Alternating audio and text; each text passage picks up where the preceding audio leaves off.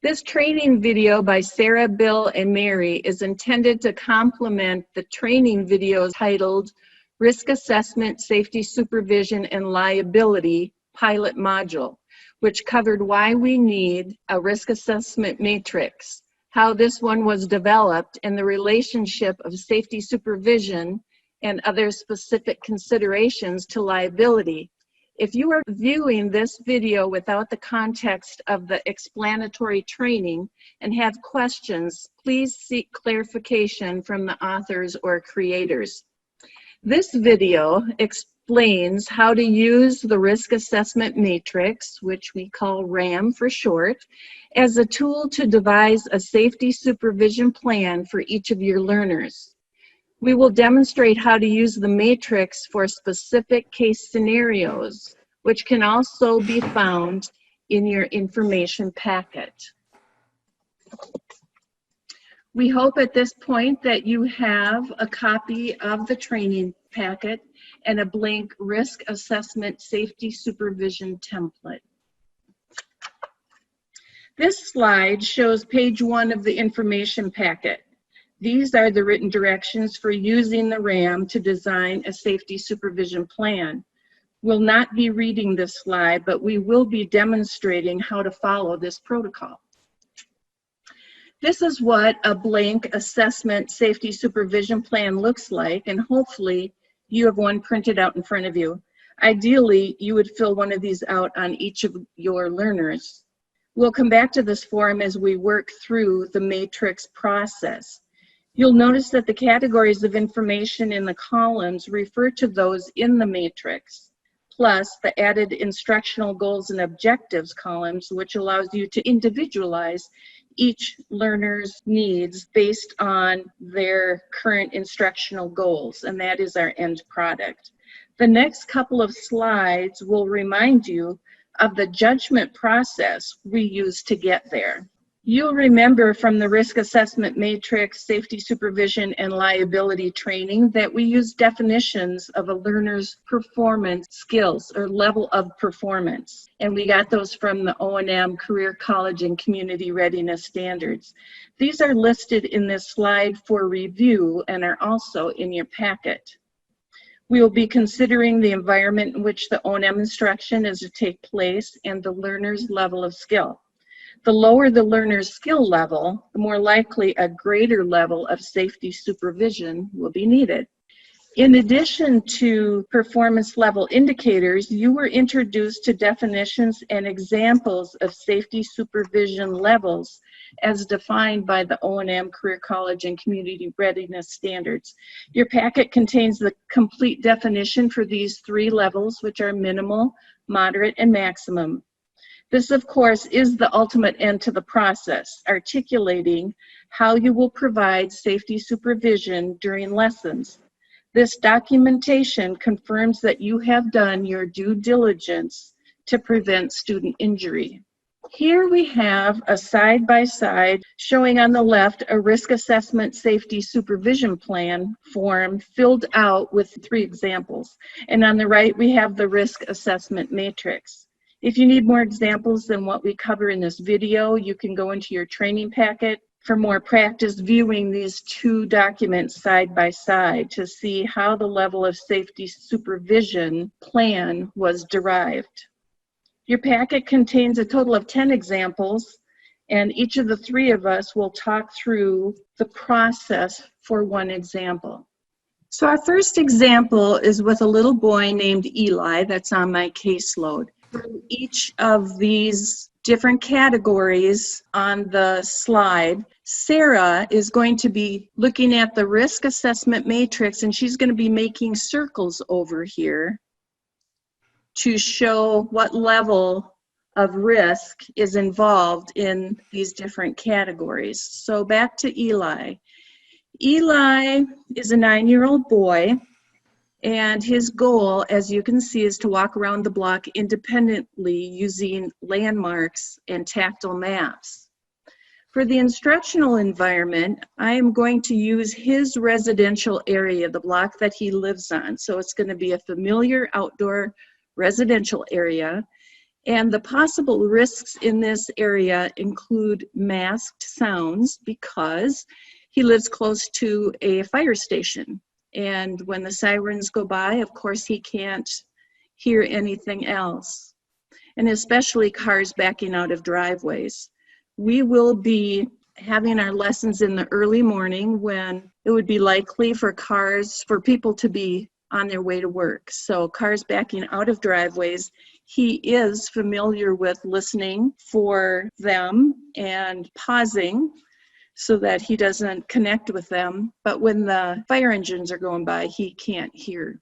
So he knows to just stop and wait until those sirens go by. You wouldn't think that flowers would be a variable that would cause any harm, but he is allergic to bee stings, and he does not self-administer that EpiPen. So when I am providing safety supervision, I have to be no more than 90 seconds of my motor skills away from him, because after he's stung, he needs that EpiPen administered within 90 seconds, and then I need to call 911. I suggest that even though Eli has already demonstrated the ability to travel around a block independently and without that bee allergy, I would probably give him a moderate level of safety supervision, meaning I would feel comfortable backing away from him and even letting him out of my sight for a minute or two while he walks around the block. But because of that allergy, it bumps him up to a maximum level of safety supervision, which means that he will always be within my line of sight and be within a distance that I can cover within 90 seconds to administer that EpiPen. So now over to Sarah. Sarah, what have you circled and why? Well, I went ahead and circled on the first column in your environment, the middle section, because you were talking about he has an EpiPen on hand and the car's backing out of the driveway. I went ahead and marked the medium risk factor there. But I was hesitant because you did mention of the masking of the sounds, and at that point would be the high risk factor. So I was a little hesitant on which one to circle. The next column to the right on safety supervision, I marked the lowest risk factors because you would be there on hand and in reach if something were to happen with the allergy or bee sting. Your goal is definitely within our scope of practice, and it's clear in our IEP goal of what you're doing and why you're doing it with your student. And moving to the student characteristics, you mentioned that he was able to generalize information, but here on the very last column, because he has an allergy and does not use the EpiPen independently, it is a higher risk factor, which is why you needed to be close by for the higher level of safety supervision. And this really goes to show that if there is even one concern that is in that high risk factors, you need to move to that higher level of safety supervision. Any comments on that, Bill?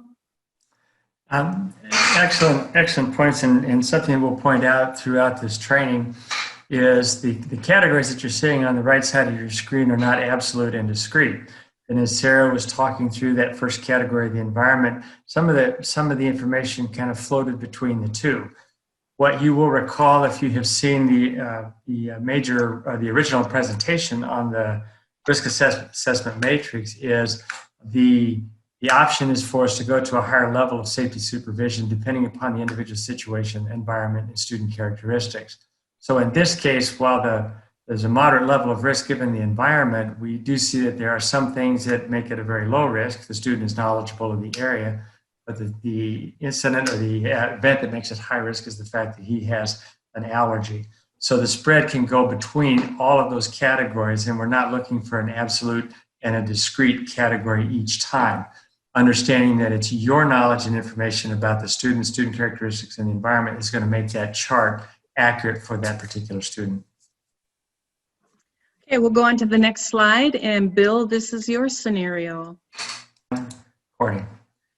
Okay, we're at the second scenario now.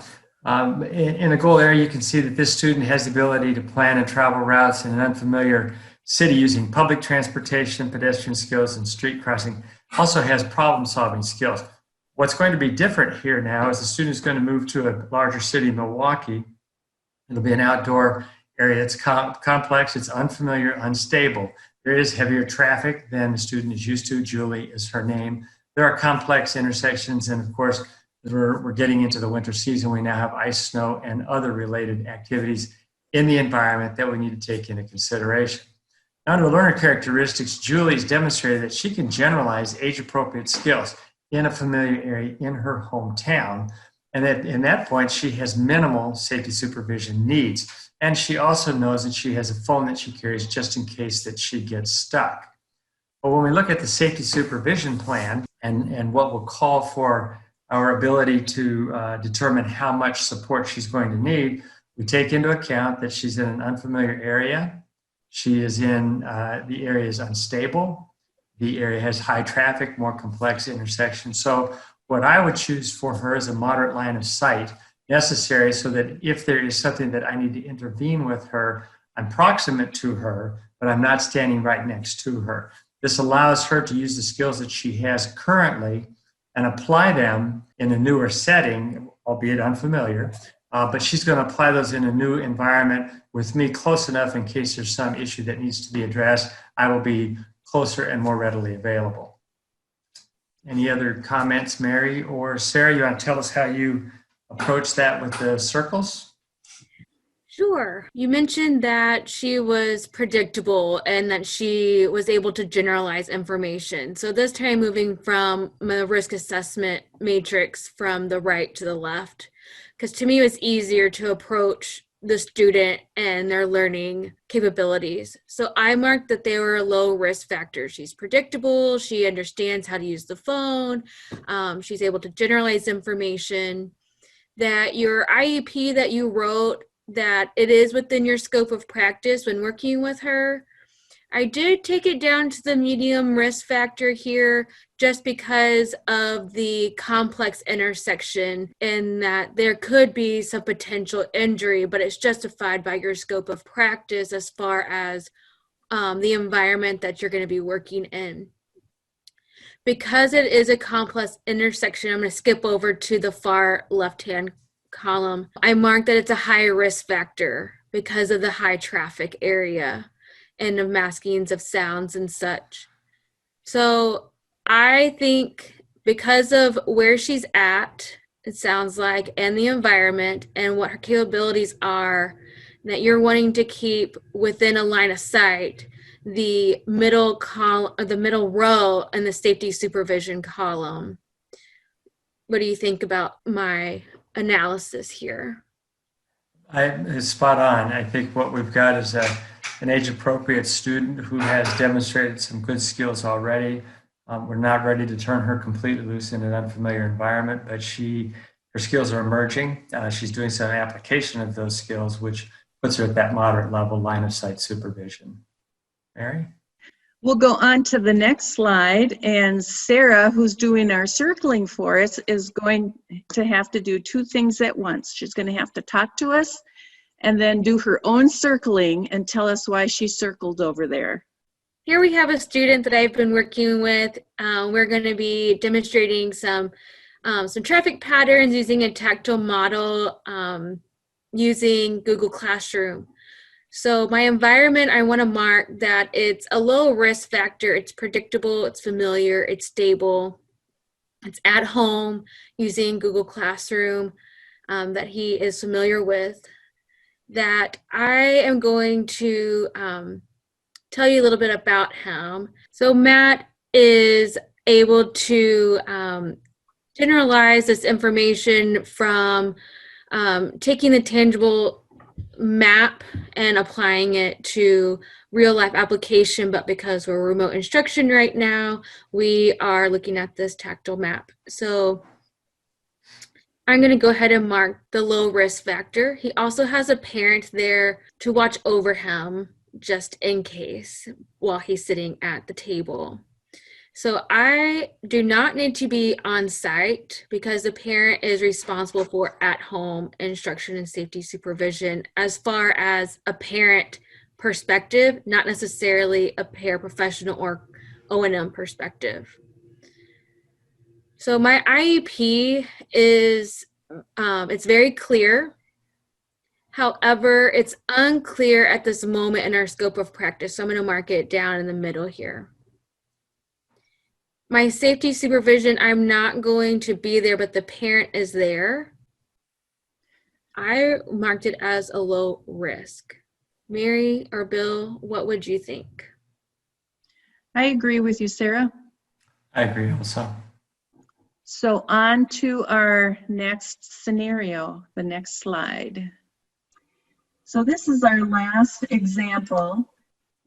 We have Shelley, who has cognitive disabilities and uses a wheelchair. Her instructional goals are to anticipate landmark sequences along a familiar indoor route. And then after specific travel routes are designed by me as her instructor, I will train a paraeducator to monitor her daily practice. As you know, IDEA guidelines for training and supervising paras are very specific, and I'm going to follow those, and I'm going to document it, and it's going to be in the IEP. So her instructional environment is going to be in the school. It's a familiar indoor environment, so it doesn't have a lot of potential for student injury. The variables that could pop up that might confuse her are pedestrian traffic, chaos in the halls during passing time, and then there are some ramps and slopes in this school that she will have to navigate. She is a wheelchair user, and she does require adult monitoring and cueing for supported learning. All of her skills are at the emerging stage. For my safety supervision plan, I am giving her a maximum level of safety supervision. First of all, because of her cognitive disability, I'm going to have my hands near or on the wheelchair as she is moving, because sometimes she gets moving faster than she can control. So I know I need to be within arm's reach, and that would be a maximum level of safety supervision. That's how the paras will be trained, and when the wheelchair is not moving, brakes need to be engaged. Sarah, what have you circled? I circled her environment being the top row because it's predictable and familiar and indoor in her school. Mm-hmm. And I'm going to skip over the safety supervision because I think that comes last of what to mark. Her characteristics on the far right, I marked on the very bottom row in high risk because she doesn't use the brakes on her own and her skills are emerging. Your IEP is really nice that it's clearly appropriate and it's definitely within your scope of practice.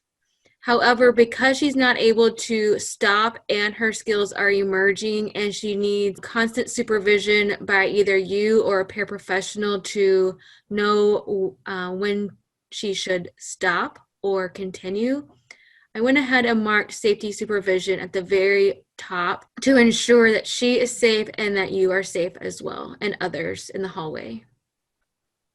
Agreed. And I agree as well. Ready for the next slide. At the end, there we go. At the end of the safety supervision plan, there is a signature box, like you see on the screen, and it's totally up to you whether you want to present your safety supervision plan at the IEP meeting so that everybody understands what's happening, or keep it in your work files. In any case, if it's a complicated plan, or if you intend to use a trained paraeducator, it should be included in the IEP documents. In the case of a claim of negligence resulting from student injury, you want to be able to retrieve this document. Bill? The signature page is important to understand. Again, you need to go with what your local district or your agency policies are. The purpose behind this is simply to acknowledge receipt of the document. This is not an agree, disagree, a consensus needed. This is your assessment of the student's skills or specific learning characteristics, the particular goal you're working on in the environment. What we're concerned with is to make sure that the parent, the guardian, or the adult learner all have had access to this and had it explained to them. This is not a waiver. This is simply the plan for supervision, and the signature indicates that they've received the document. Obviously, the document can be reviewed at any time. It's not a binding document. It does document what you're looking for in terms of safety supervision relative to the goals, and that's the important piece, is that you have something in writing that's been shared with everybody, so at least they have the opportunity to understand or ask questions about that plan. So you probably have noticed that none of our examples used a piece of technology for safety supervision, and there is a reason for that. Bill? Right now, we're doing a great deal of exploration on the use of technology and how that works for remote supervision. And we're talking two different things, remote instruction and remote supervision. We've used the iPhone sort of as a metaphor for the technology that seems to be very popular, and in fact, it is being used right now.